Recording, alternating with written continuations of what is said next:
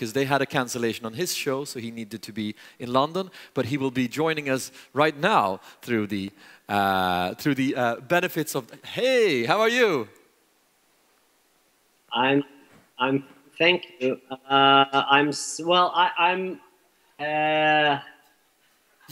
The circumstances is as follows. I'm sitting here in the hotel room in rainy London. I would much rather be with you right now. And I was supposed to do my show yesterday, but my fantastic guest Rod Stewart didn't turn up, so we had to make another show, and we're doing it tomorrow. But I think that it's true for anyone. If Rod Stewart make you late, it's okay that you're late. So thank you for joining us like this. And he is really, I think that he is really bedridden, you know, or at least he was yesterday, because he's not the type to cancel the show. So, but it happens very seldom. But now I'm stuck here. We have to do a totally different show. So we'll do it tomorrow. But thank you very much for being here. I've always wanted to interview you because I think you're interesting. Sometimes, you know, I'm thinking, okay, what if he would have gotten the same question, or if he would be the... This is as near as you got. Yeah, closer than most. So I'd like to, Skavlan, the success story. How could you just share that? Because you're one of the most successful TV shows with the TV host in Europe, I've heard. Is that true? Well, I love it when other people brag about that. It's difficult to do it myself. But thing is that we are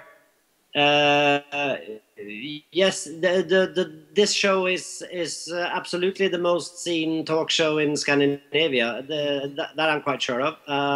And it's also one of the absolute biggest in Europe. Mm-hmm. So it's a privilege to host it. Absolutely. What is the success factor? What is sort of there's some magical capability that makes you connect with the people, or there's something different. I can't put my finger on it, but it's not magical, and it's not some special capability. It's experience and a lot of hard work. As you can see now, I've been working all night, and I'm going to work tonight as well. And it's I think the secret, if you would use a word like that, is that it's not really a show about the host. It's a show about the guests. Yeah. And if you watch the talk shows scene today, most talk shows are either news talk shows, or they are comedy talk shows hosted by comedians. And if there is a studio audience, which we have, there will in most cases be a comedian hosting it. And the point with a comedian, often brilliant comedians, the point being that they are funny, as you can see with on both sides of the Atlantic, with Letterman or with Norton in England. They are absolutely brilliant, but they are also very important for the whole studio situation. And I don't think, actually, it's not to be humble, because I'm not a humble person, but I don't think that I play that role. I think that what I can do is to make the guests shine, and I'm quite good at that. But you've said that one of the things that keep on pushing you, if you were correctly quoted, is the perfect interview, and sort of you're chasing the perfect interview, or sort of the wonderful connection. What is a perfect interview? I don't know. I haven't done it yet. It's very difficult. Maybe you are about to do it now, but I really don't know.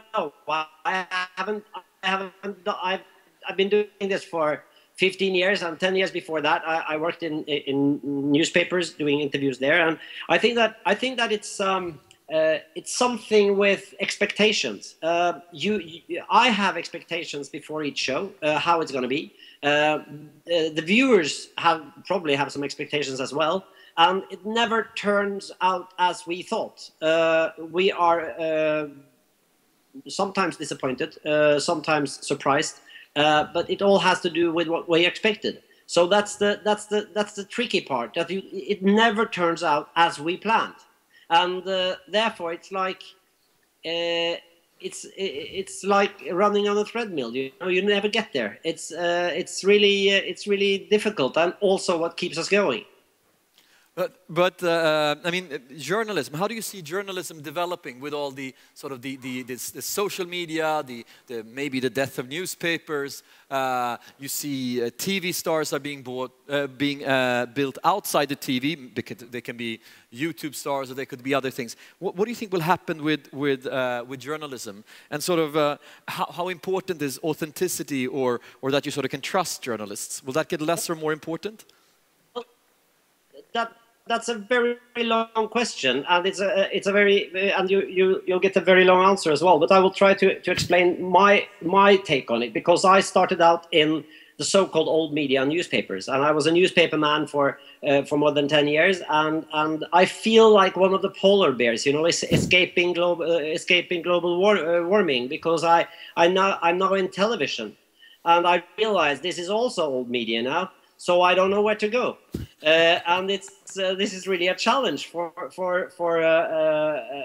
all of us. I think, working in what we thought was the cutting-edge modern medium, and television isn't anymore. But it's huge, and it still will be huge for a while. But I'm very curious about what's happening now, and I think that.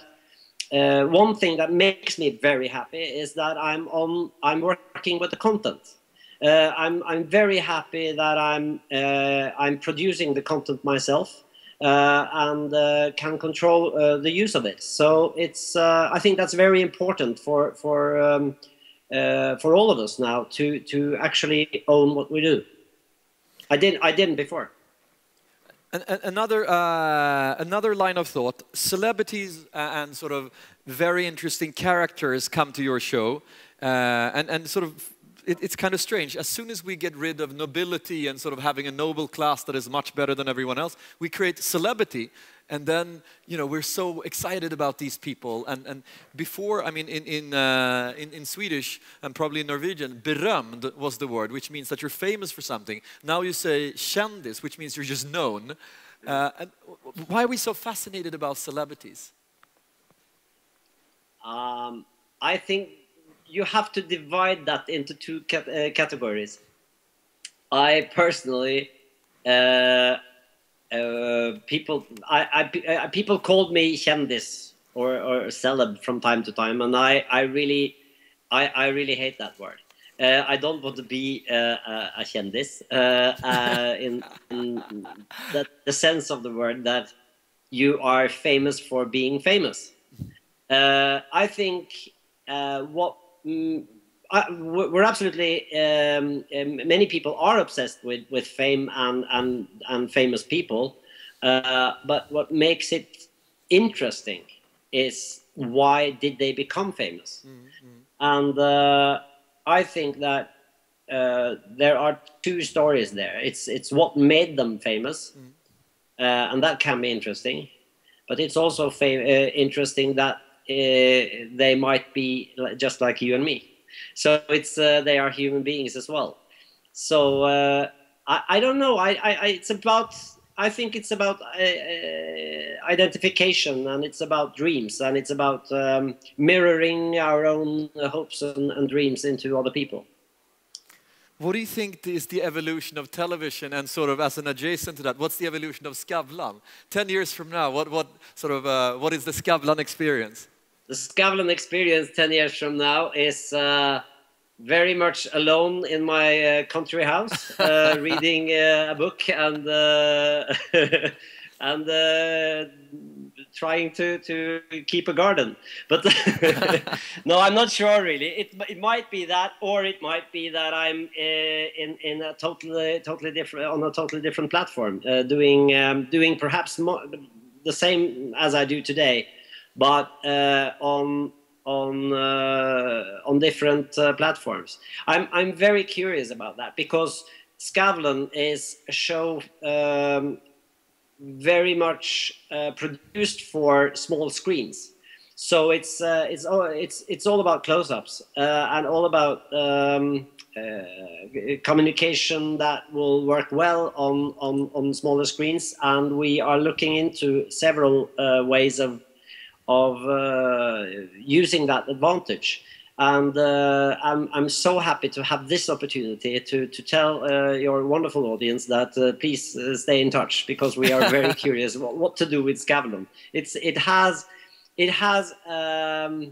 I mean, more than 95% in Sweden and Norway know the brand, but we don't really know what to do with it.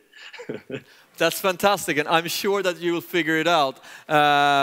So thank you very much for contributing and being here, albeit in digital form. Thank you very much, Fredrik. Thank you very much. Big round of applause.